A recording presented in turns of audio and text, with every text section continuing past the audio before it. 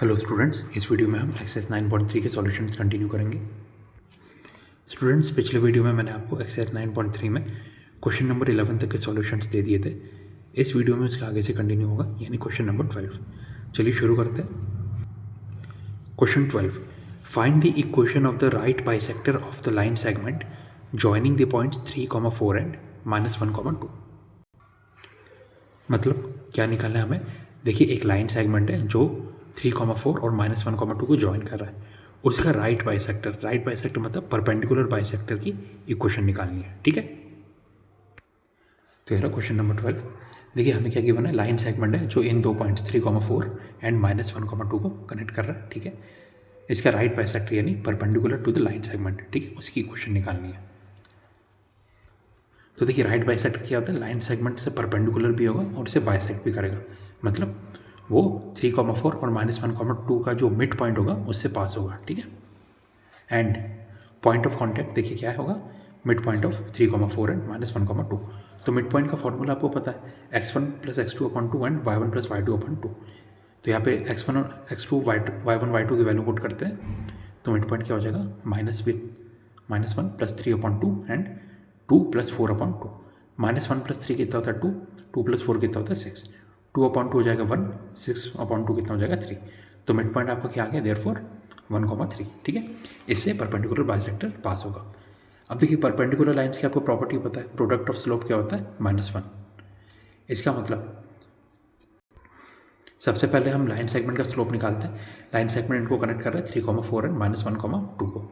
तो स्लोप का फॉर्मूला आपको पता है, y2 - y1 x2 - x1, यानी 2 - 4 -1 - 3, यानी यहाँ पे क्या आ जाएगा, -2 नीचे -4।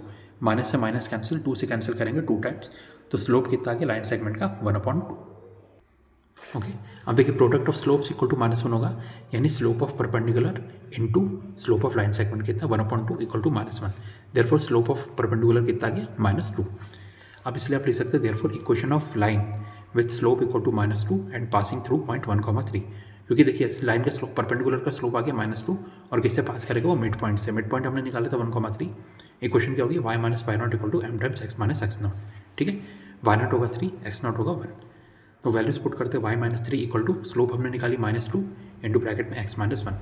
तो y - 3 यहाँ पे आके प्लस हो जाएगा, +2 टाइम्स x - 1 इक्वल टू 0, यानी y - 3 + 2x - 2 equal to 0। So 2x + y - 5 equal to 0। Okay, अगर -5 यहाँ पे ले जाए तो इसको आप ऐसे भी लिख सकते हैं, 2x + y इक्वल टू 5। ये आ गया आपकी परपेंडिकुलर की equation. Okay, sorry, perpendicular bisector की equation. Next question number 13, find the coordinates of the foot of perpendicular from the point -1,3 to the line 3x - 4y - 16 equal to 0। मतलब -1,3 से एक perpendicular draw किया गया है इस लाइन पे। हमें क्या करना है, जहाँ पे वो परपेंडिकुलर इस लाइन को इंटरसेक्ट कर रहा है उस पॉइंट के कोऑर्डिनेट्स निकालने हैं। ठीक है, वही होगा फुट ऑफ परपेंडिकुलर। ओके, तो देखिए क्वेश्चन 13, -1,3 से हमें परपेंडिकुलर ड्रॉ किया 3x - 4y - 16 इक्वल टू 0। तो इसको देखते हैं, 3x - 4y - 16 equal to 0 line की इक्वेशन।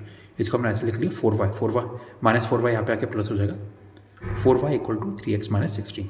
4 नीचे गया, y इक्वल टू 3x - 16/4।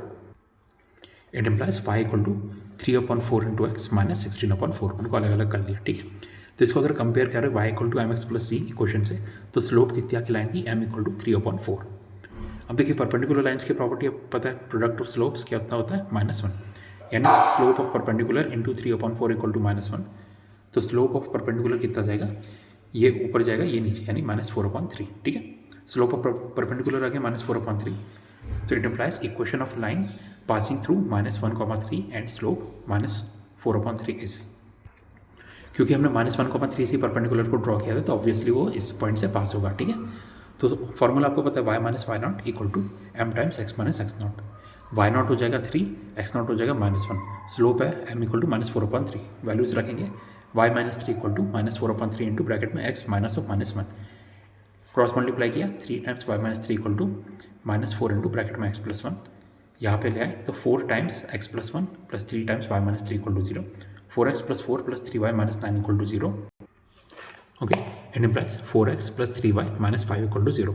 इसे मार्क कर लिया इक्वेशन 1। अब हमें इसका पॉइंट ऑफ इंटरसेक्शन निकालना है गिवन लाइन के साथ। गिवन लाइन की इक्वेशन थी 3x - 4y - 16 इक्वल टू 0। ये हो गया इक्वेशन 2। इक्वेशन 1 को 4 से मल्टीप्लाई किया, इक्वेशन 2 को 3 से मल्टीप्लाई किया और दोनों को ऐड करेंगे। तो 16x plus 12y minus 20 equal to 0, 9x minus 12y minus 48 equal to 0। दोनों को ऐड किया तो 12y से minus 12y cancel, 16x plus 9x हो जाएगा 25x, माइनस 20 माइनस 68 कितना, सॉरी माइनस 20 माइनस 48 कितना हो जाएगा माइनस 68, ठीक है। सो 25x माइनस 68 इक्वल टू 0, तो x की वैल्यू कितनी आ गई 68/25। ओके, तो put x equal to 68/25 in equation 1, तो क्या हो जाएगा 4 टाइम्स ब्रैकेट में 68/25 plus 3y minus 5 equal to 0, ठीक है। And plus 3y equal to 5 minus 4 into 68/25, so 3y equal to 125 minus 272/25।